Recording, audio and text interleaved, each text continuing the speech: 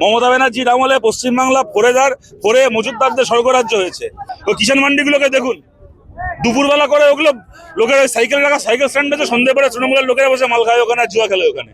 আসন্ন বিধানসভা নির্বাচনকে সামনে রেখে পূর্ব বর্ধমানের সেহেরা বাজারে বামফ্রন্টের উদ্যোগে অনুষ্ঠিত হলো সোমবার সন্ধ্যায় একটি নির্বাচনী জনসভা।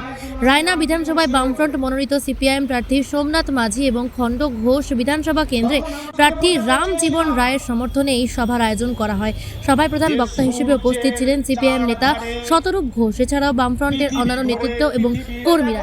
সভামঞ্চ থেকে তিনি রাজ্যের তৃণমূল সরকার ও কেন্দ্রের বিজেপি সরকারের বিরুদ্ধে চাঁচা ছোলা ভাষায় আক্রমণ শানান।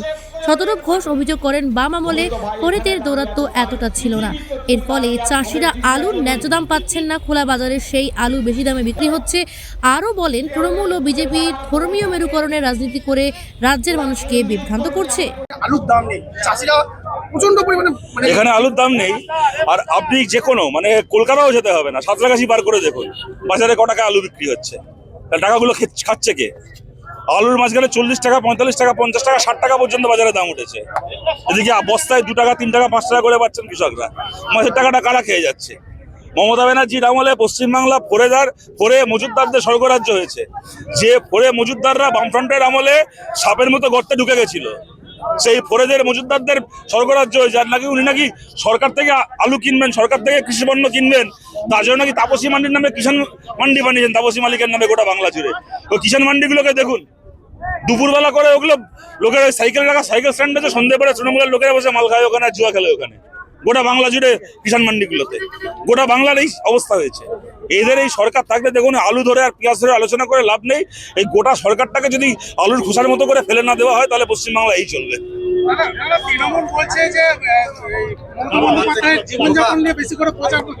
হ্যাঁ, ওর ভাইপোটা ও করুক না, ওর ভাইপোটাও প্রচার করুক, খালি মমতারটা কেন?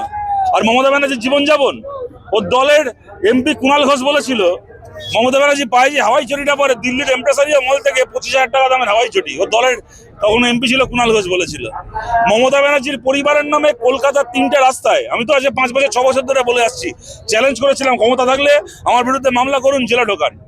কলকাতার খালি 3টে রাস্তা, Harish Mukherjee road, Harish Chatterjee street, Kalighat road, 3টে রাস্তায় মমতা ব্যানার্জির পরিবারের নামে 35টা জমি, 35টা প্লট, 35টা সম্পত্তি রয়েছে খালি 3টে রাস্তায়।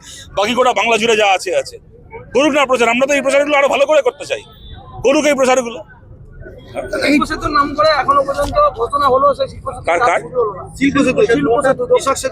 দেখুন, কেউ যদি এই সহজ হিসেবটা বুঝে যায় না, যে আমি খালি ভোটের আগে হিন্দু মুসলমান খেলা খেলবো আর আমার একটা করে ভোট পার হয়ে যাবে, তাহলে তার সেতু করার, স্কুল করার, হাসপাতাল করার কোনো দায় থাকে না।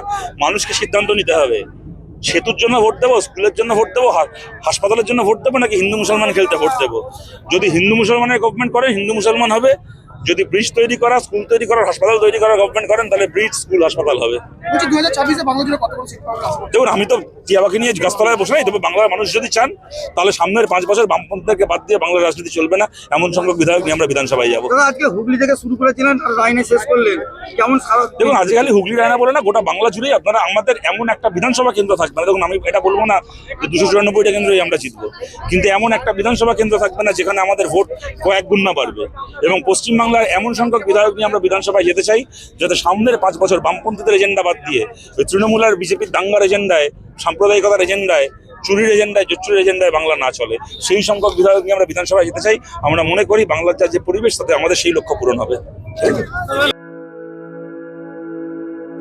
আপনি কি জটিল কিছু সমস্যায় ভুগছেন? সমাধান পেতে চান? যোগাযোগ করুন প্রখ্যাত জ্যোতিষ ও তান্ত্রিক মনসারাম ভট্টাচার্যের কন্যা মনসা কন্যার সাথে। প্রখ্যাত জ্যোতিষ ও তান্ত্রিক মনসা কন্যা হাওড়া জানবাড়ি ও হাতিবাগানের নিজস্ব মন্দিরেও বসেন। যোগাযোগ 9830106967 আর 9239655323।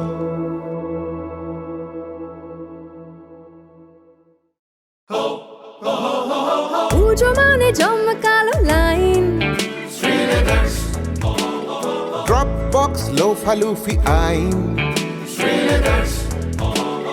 পেপারের ক্যাটালগে আঁকা, বাঙালির ইমোশনে মাখা, ভরসা কি উপায় জার্নি পায়ে পায় পৌঁছে দেবে ঠিক ডেস্টিনেশন বিশ্বমান শ্রীলেদার্স খাঁটি দাম শ্রীলেদার্স শ্রী লেদার্স হাওড়া ময়দান।